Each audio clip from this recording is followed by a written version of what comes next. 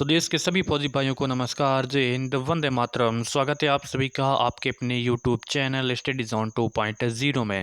तो जो भी साथी Indian army, Agniveer, GD, tradesman, clerk, nursing, किसी भी जोन की तैयारी कर रहा है उनके लिए आज की क्लास रहने वाली। आज हम बात करने वाले साथियों 30 टॉप मोस्ट इम्पोर्टेंट जीके के क्वेश्चंस। और ये ऐसे क्वेश्चंस इंपॉर्टेंट है कि आपको एग्जाम में यहाँ से क्वेश्चंस जरूर देखने को मिलेंगे अगर आप हमारे साथ रेगुलर जुड़ जाते हो। और ठीक है, रेगुलर जुड़ जाते हो और आज ही सब्सक्राइब कर देते हो तो आपको एग्ज़ाम तक जितने भी मोस्ट इंपॉर्टेंट क्वेश्चंस हैं वो हम आपके लिए हाजिर करा देंगे। ठीक है, तो चलिए क्लास की शुरुआत करते हैं। व्हाट्सअप ग्रुप जिसका लिंक डिस्क्रिप्शन बॉक्स में है, तो आप वहां से आप जुड़ सकते हो।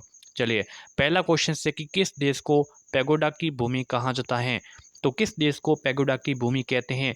म्यांमार को कहते हैं, थाईलैंड को, श्रीलंका को, या फिर कंबोडिया को कहते हैं। तो किस देश को पैगोडा की भूमि कहते हैं? तो किसे कहते हैं साथियों? तो यहाँ पे म्यांमार को कहते हैं। किसे? म्यांमार को यहाँ पे क्या कहते हैं? पैगोडा की भूमि कहते हैं। ठीक है, याद हो गया? बिल्कुल, बहुत इंपॉर्टेंट क्वेश्चन है साथियों। ठीक है, अगर यहाँ पे आपको क्वेश्चन पूछ रहे हैं कि सफ़ेद हाथियों की देश, सफ़ेद हाथियों का देश, तो आपको थाईलैंड करना है। ठीक है, और पूर्व का मोती कहते हैं श्रीलंका को। श्रीलंका क्या कहते हैं? पूर्व का मोती कहते हैं। और अगर बात करें यहाँ पे फिनलैंड और जापान, जापान को उगते हुए सूर्य का देश कहते हैं, ये भी आपको ध्यान रखना है। ठीक है, अगला सवाल है कि इंद्र नाम है, तो मिसाइल का नाम है, पायलट रहित यान का नाम है, रडार का नाम है, या फिर युद्ध टैंक का नाम है। तो ये इंद्र किसका नाम है साथियों? इंद्र बहुत ही इंपॉर्टेंट क्वेश्चन है साथियों। इंद्र है, ये एक किसका नाम है? तो ये एक रडार का नाम है। किसका नाम है? रडार का नाम है। ठीक है, यहाँ पे सी उत्तर आपका करेक्ट हो जाएगा। अगला क्वेश्चन से साथियों कि किस वंश के शासकों को उनके आक्रमणों का सामना करना पड़ा? किस वंश के शासकों को हुनों के आक्रमणों का जो सामना है वो करना पड़ा था? तो यहाँ पे मौर्य, शुंग, गुप्त, या फिर सातवाहन, क्या राइट आंसर हो जाएगा? किस वंश के शासकों को हुनों के आक्रमणों का सामना करना पड़ा? तो राइट ऑप्शन यहाँ पे गुप्त। ठीक है, किस वंश के? तो यहाँ पे गुप्त वंश के शासकों को किसके आक्रमण के? हुणों के आक्रमण का सामना करना पड़ा। ठीक है, सी उत्तर आपका करेक्ट हो जाएगा। अगला सवाल साथियों कुछ इस प्रकार आपके सामने कि भारत का जो राष्ट्रीय गान जन गण मन पहली बार कब गाया गया था? ठीक है, तो 1913 में, 1919 में, 1929, या फिर 1911 में? बताइए साथियों, राष्ट्रीय गान पहली बार कब गाया गया था? तो सबसे पहली बार गाया था 1911 में गाया गया था। कब? 1911 की बात है। ठीक है, 1911 में कलकत्ता में। कहाँ पे? कलकत्ता अधिवेशन में पहली बार गाया गया था। और राष्ट्रीय गान की रचिता की बात करें तो रविंद्रनाथ टैगोर है, और इसकी जो समय अवधि है वो 52 सेकेंड की है, 52 सेकेंड ओनली। ठीक है, नेक्स्ट क्वेश्चन से कि बाल गंगाधर तिलक को फादर ऑफ इंडियन अर्नेस्ट, ठीक है, यहाँ पे अनरेस्ट हो गया, यहाँ के अर्नेस्ट है, ये किसने कहा था? तो वैलेंटाइन, चिरोल, जेम्स फॉर्ड, डिजराइल, या फिर इनमें से कोई नहीं। बाल गंगाधर तिलक को father father of Indian unrest किसने कहा था? ठीक है, बताइए क्या आंसर हो जाएगा? तो ये कहने वाले थे यहाँ पे वैलेंटाइन चिरोल। कौन थे? Valentine Chirol. ऑप्शन ए आपका करेक्ट हो जाएगा। ठीक है, अगला क्वेश्चन है कि ऋग्वेद काल में आर्यों का मुख्य व्यवसाय क्या था? ऋग्वैदिक काल में जो आर्यों का मुख्य व्यवसाय था, तो वो कृषि था, पशुपालन था, शिकार था, उद्योग था? बताइए साथियों, ऋग्वैदिक काल में आर्यों का मुख्य व्यवसाय क्या था? तो मुख्य व्यवसाय था पशुपालन। क्या था? पशुपालन। ऑप्शंस आपका बी करेक्ट ऑप्शन हो जाएगा। अगला है कि फुटबॉल की प्रत्येक टीम में खिलाड़ियों की संख्या कितनी होती है? बताओ भाई, फुटबॉल की प्रत्येक टीम में खिलाड़ियों की संख्या कितनी होती है? तो 10 होती हैं, 11 होती हैं, 12 होती हैं, फिर 8 होती है। बताओ कितनी होती है फुटबॉल की? फुटबॉल में साथियों खिलाड़ियों की संख्या कितनी होती है?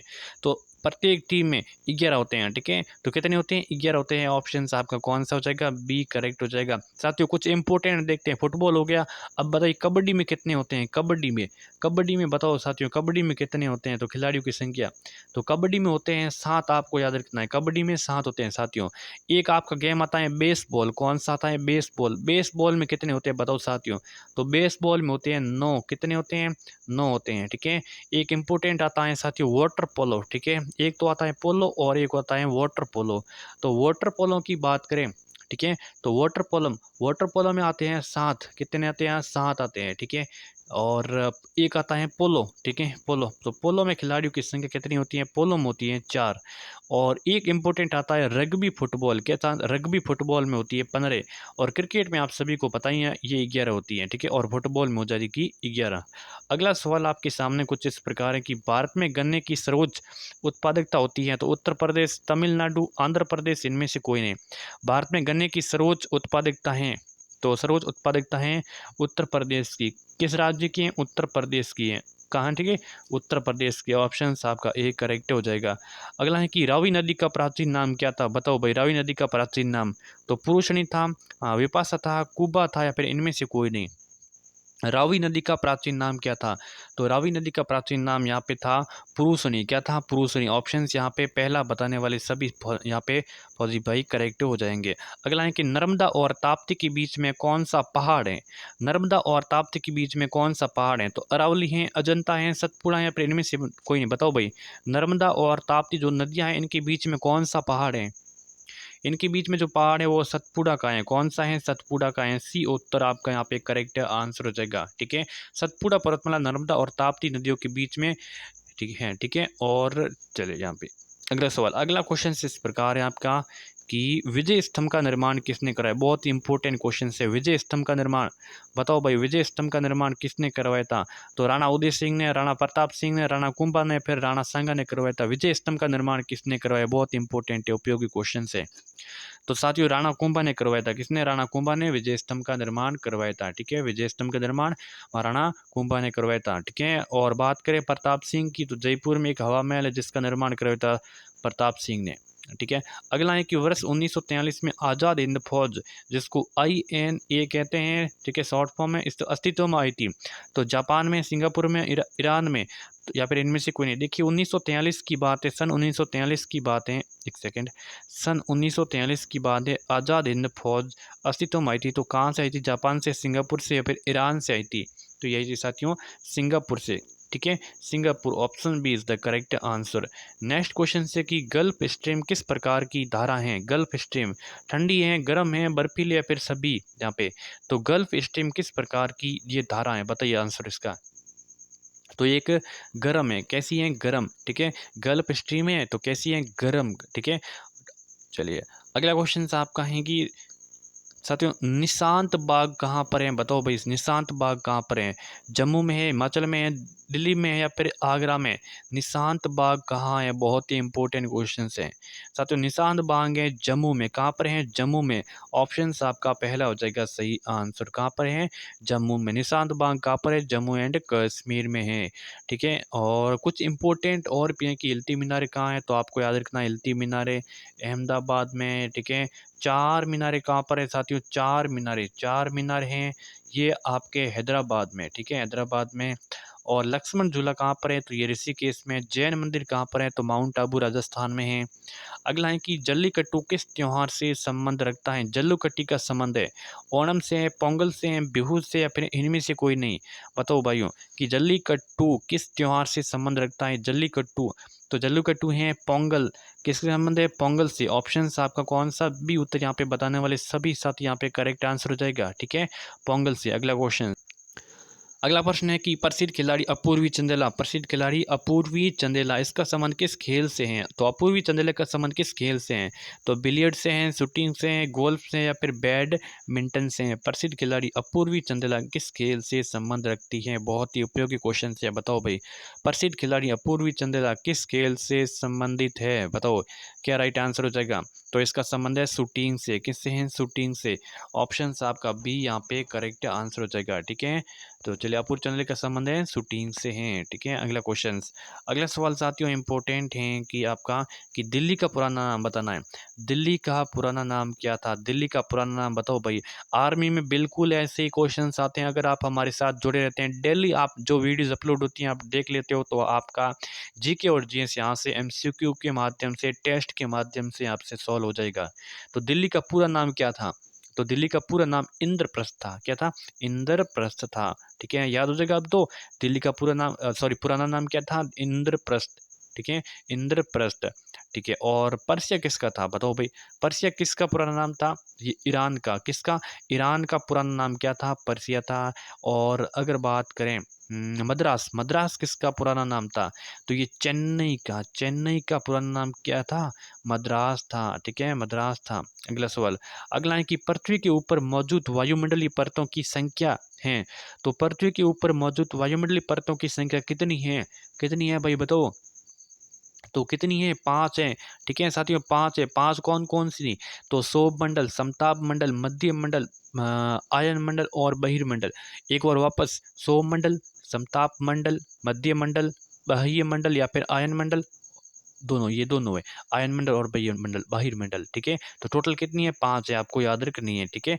अगला है कि गिर राष्ट्रीय उद्यान किस राज्य में है, तो गिर राष्ट्रीय उद्यान किस राज्य में है, बताओ भाई, क्या आंसर हो जाएगा, असम है, यूपी में है, गुजरात में है, फिर कर्नाटक में है। गिर राष्ट्रीय उद्यान, गिर, तो ग से गिर और ग से ही गुजरात हो जाएगा, ग से गिर और ग से क्या हो जाएगा, गुजरात हो जाएगा, ठीक है। तो गिर राष्ट्रीय उद्यान किस राज्य में है, तो ये आपके गुजरात में है, ठीक है।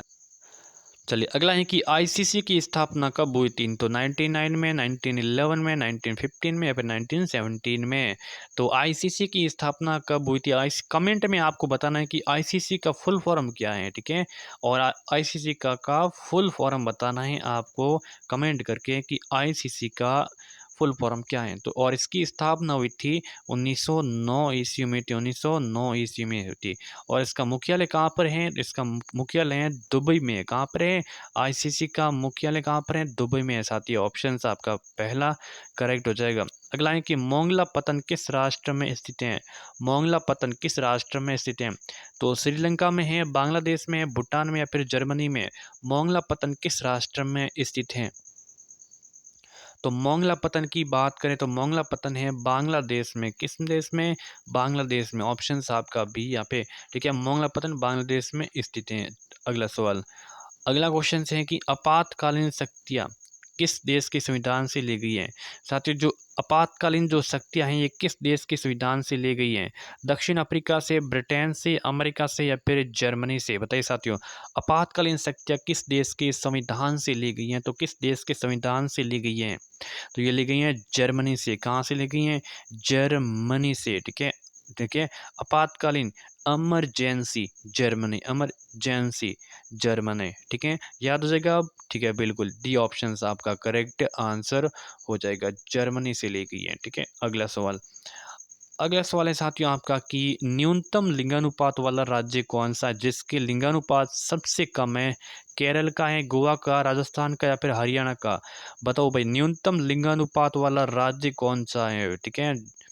तो वहाँ पे न्यूनतम लिंगानुपात वाला राज्य कौन सा है, तो हरियाणा हो जाएगा, कौन सा हो जाएगा, हरियाणा, न्यूनतम लिंगानुपात। अगर बात करें कि सर्वाधिक लिंगानुपात वाला राज्य, तो ये केरल हो जाएगा, केरल क्या है, केरल तो आपका सर्वाधिक लिंगानुपात वाला राज्य है, ठीक है। और राजस्थान की खासियत क्या है, तो राजस्थान जो क्षेत्रफल यानी कि एरिया में ये सबसे बड़ा राज्य है, एरिया की दृष्टि से क्षेत्रफल के आकार में राजस्थान सबसे बड़ा राज्य है। और न्यूनतम क्षेत्र वाला राज्य की बात करें तो यहाँ पे गोवा हो जाएगा जिसकी न्यूनतम क्षेत्रफल है, ठीक है। और न्यूनतम लिंगानुपात हरियाणा का और अधिक लिंगानुपात है केरल का, ठीक है। और साक्षरता दर सबसे अधिक किसकी है, ये भी केरल की है, ठीक है।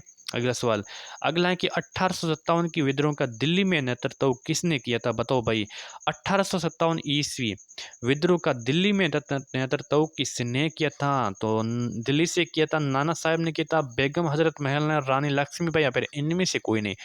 1857 ईस्वी विद्रोह का दिल्ली से नेतृत्व किसने किया था, बताओ भाई।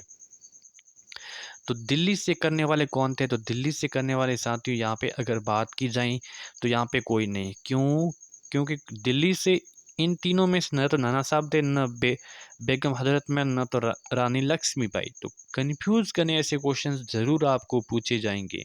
तो यहाँ पे कौन थे, अगर इनमें से कोई नहीं थे तो कौन थे, तो वो थे बहादुर शाह जफर द्वितीय थे, कौन थे, बहादुर शाह, लिख लेना आप, ठीक है, बहादुर शाह जफर वो भी द्वितीय थे, ठीक है। चलिए अगला क्वेश्चन, और अगर बात कर ली तो नाना साहब ने किया था कानपुर से नेतृत्व किया था, कहाँ से किया था, कानपुर से नेतृत्व नाना साहब ने किया था।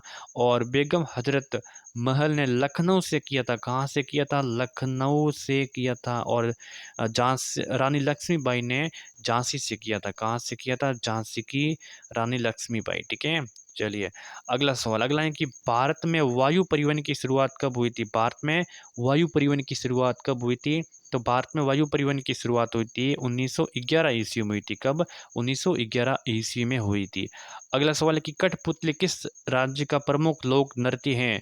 तो राजस्थान का है, आंध्र प्रदेश का, असम का या फिर कर्नाटक का है? बताओ भाई, कठपुतली किस राज्य का प्रमुख एक लोक नृत्य है कठपुतली?